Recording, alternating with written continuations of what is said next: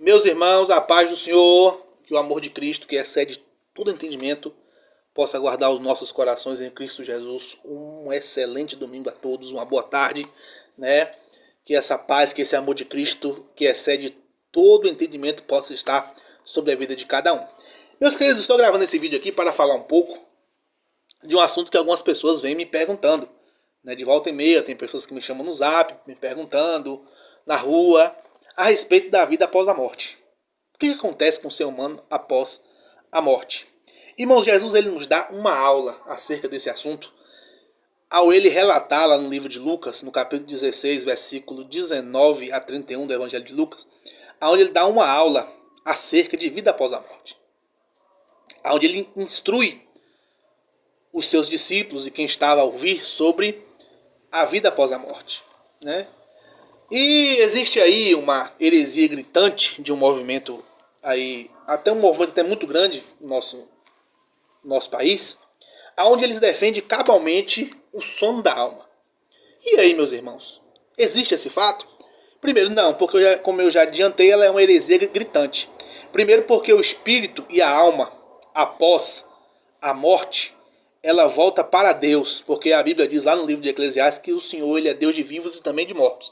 E aí Deus designa para onde esse espírito e essa alma vai. Lembrando que quando nós falamos desse assunto no Antigo Testamento, nós vamos observar que todo mundo que morria, justo ou ímpio, eles iam para essa região. Agora lembrando que havia uma separação, era paralelo, o Hades e o seio de Abraão ficavam na mesma região, só que em paralelo. Se nós vamos observar aqui no texto, no versículo de número 22, 23 e 24 desse capítulo 16 do Evangelho segundo escreveu Lucas, onde nos mostra que eram na mesma região, só que porém em lugares paralelos, né? De um lado do lado do outro, e que um grande abismo separava. E a Bíblia aqui vai nos mostrar, né, que esse rico vai para o Hades, um lugar de tormento, e o pobre Lázaro vai para um lugar de paz, lugar de gozo, né, onde a Bíblia diz, chega até a dizer que ele era consolado, né? Só que um fator que nós já precisamos analisar é que quem defende essa heresia gritante do sono da alma, eles usam cabalmente dizendo que como é que nós podemos defender essa tese se nós estamos nos assegurados em uma parábola? Primeiro, essa passagem bíblica não se refere a uma parábola. Primeiro, porque o saudoso pastor Antônio Gilberto, nessa sua obra, Calendário das Profecias, é uma obra muito importante, e também o pastor Ciro Sanches Ibordi, hoje para mim o pai do pré-tribulacionismo no Brasil, eles falam nessa obra dele aqui também, erros escatológicos que os pregadores devem evitar, que essa passagem não se trata de uma parábola, e sim de uma história. Primeiro porque parábola ela é uma modalidade, né, explicada que não tem nomes de pessoas. E nós vamos observar que aparece nome de pessoas, aparece o nome de Abraão e também aparece o nome de Lázaro. Então aqui já está descartada a possibilidade de ser uma parábola. E também porque essa passagem ela começa com o verbo haver. Então aponta-se para uma história verídica, a uma veracidade. E nós vamos observar que isso aqui a gente defendemos porque é uma história que existiu. Então Jesus ele ensina essa história e ela é uma história verídica. Então o que é que nós vamos poder observar? Que havia essa região, que ela é conhecida como a região do Hades, submundo dos mortos, né, onde a Bíblia vai nos mostrar, e que Jesus, quando ele morre, ele desce até essas regiões. O apóstolo Paulo, no capítulo 4 de Efésios, versículo 9 a seguir, ele diz que Jesus levou cativo o cativeiro e deu dons aos homens e assentou à destra de Deus Pai. E o que acontece? O que nós podemos já afirmar? Havia-se um costume na época, era chamada Festa das Primícias, aonde era feito as primícias da colheita. Então, quando a pessoa ela morria, ela ia para essa região, essas regiões mais profundas da terra, sendo justo ou ímpio. O ímpio ele ia para o Hades e o justo ele ia para o seio de Abraão, lugar de consolo, lugar de paz. Tanto o seio de Abraão como o Hades não era o céu e nem o inferno ainda. É como se fosse uma antessala do céu e uma antessala do inferno. Quem é justo hoje está nessa antessala do céu. E quem é ímpio hoje está nessa antessala do inferno.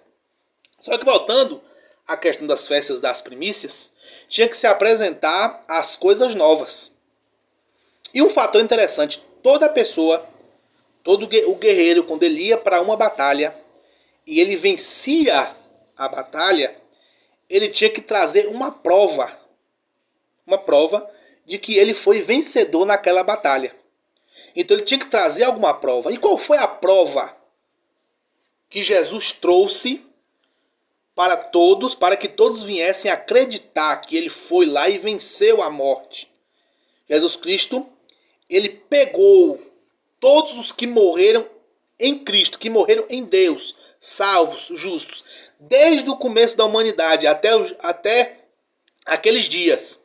E ele pega todo mundo e transporta ao terceiro céu. Inclusive Paulo, em 2 Coríntios, no capítulo 12, ele teve até esse terceiro céu. E lá ele diz que ele viu coisas inefáveis que não foi para homem nenhum ver. E a Bíblia também vai nos mostrar, né, que Paulo ele vai até esse terceiro céu. Que existe 3 céus, né? Atmosférico, espaço sideral e o terceiro céu, que é o céu dos céus, aonde está todos os que morreram em Cristo, que está debaixo, né, do céu dos céus, da Nova Jerusalém, né? Então, quando Jesus ele consegue resgatar, ele leva todos. Inclusive, se nós lermos aqui em Mateus, no capítulo de número 27, que quando Jesus Cristo ele ressuscita, observe os 52 e 53. Os sepulcros se abriram e muitos corpos de santos que haviam morrido foram ressuscitados. E saindo dos sepulcros depois da ressurreição de Jesus, entraram na cidade santa e apareceram a muitos. Então a Bíblia aqui nos dá respaldo de que quando Jesus Cristo ele morreu, ele ressuscitou muitos. Quando Cristo ele ressuscita, muitos dos que estavam mortos foram ressuscitados também. E a Bíblia vai mais, diz que eles entraram na cidade santa, ou seja, em Jerusalém, e apareceram a muitos. Então Jesus ressuscitou e ele também ressuscitou a muitos naquele dia também da sua ressurreição. E no exato momento que todos aqueles que estavam lá, vamos dar exemplo, Abraão, Noé, Davi e muitos outros que morreram naquela época, salvos, todos foram levados ao terceiro céu. Aí você me pergunta, irmão Léo, hoje quem morre em Cristo justo está no terceiro céu, paraíso, aguardando o dia do arrebatamento da igreja. E quem morreu hoje ímpio, está no Hades, aguardando o dia do juízo final. É como se fosse uma... muitas vezes a pessoa não vai presa, ela não tem que ficar lá numa espécie aguardando o momento de ir para o presídio, ela não fica numa espécie de uma cela lá reservada. É quem morre sem Cristo, está nessa cela, aguardando para ir para o presídio. Qual é o presídio? O Lago de Fogo. Existem muitas traduções sobre a questão de inferno, de Hades, de Seol. Seol e Hades, Seol no hebraico e Hades no grego. É o submundo dos mortos. Algumas traduções bíblicas apontam para a sepultura. Mas quando nós falamos, existem algumas passagens que apontam que é sepultura, mas não é sepultura, é o submundo dos mortos. Na verdade, aí muitas vezes é erro de tradução. A Bíblia está errada? Não. Mas muitas vezes há que sim algumas Bíblias esses erros de traduções. E é que precisamos ter muito cuidado ao comprarmos certas Bíblias. Eu mesmo recomendo a pessoa que está estudando, quer aprender mais, compre King James. Ela é uma tradução hoje que se aproxima melhor dos manuscritos originais e até melhor para você estudar, né? A ARC, que é a Almeida Revista e Corrigida, também ela é uma tradução muito boa, também boa de você comprar. Então isso vai nos aproximar. Então, é justo? Seio de Abraão, paraíso, está aguardando lá o dia do arrebatamento da igreja. É ímpio, vai estar aguardando o juízo final. No exato momento, até agora, ninguém foi ao inferno ainda. O inferno propriamente dito, que está preparado para o diabo e seus anjos. Todos os que morreram hoje estão aguardando o dia do juízo final. E todos os que morreram em Cristo não estão na Nova Jerusalém ainda. Estão aguardando o dia do arrebatamento. Estão na antessala do céu. Um lugar de gozo preparado para a igreja. Lá. Ô irmão, e essa doutrina que é ensinada sobre purgatório? Isso não existe. Não existe esse negócio de purgatório. É paraíso ou é Hades. Não tem salvação após a morte. Né? É justo? Paraíso. Vai aguardar o dia do arrebatamento da igreja. No dia do arrebatamento da igreja, o apóstolo Paulo escrevendo lá aos Tessalonicenses, ele diz: meus irmãos, eu não quero que vocês sejam ignorantes acerca dos que dormem. Quando Paulo fala isso, ele está se referindo ao sono do corpo, não ao sono da alma. Porque nós, os que ficarmos vivos, se estivermos vivos até aquele grande dia, nós, os que ficarmos vivos, seremos arrebatados. E os mortos em Cristo ressuscitarão primeiro. Então os mortos que estão ressuscitados em Cristo irão ressuscitar. Aleluia! E depois nós, os que ficarmos vivos, nós vamos ser arrebatados. A palavra arrebatado quer dizer arrancados, e arrancados com força. E nós vamos nos encontrar com Cristo nos ares, para então sermos julgados e adentrarmos as bodas do Cordeiro. Que Deus abençoe você e que essas palavras fiquem gravadas nos vossos corações. Deus abençoe e uma boa tarde de domingo abençoada.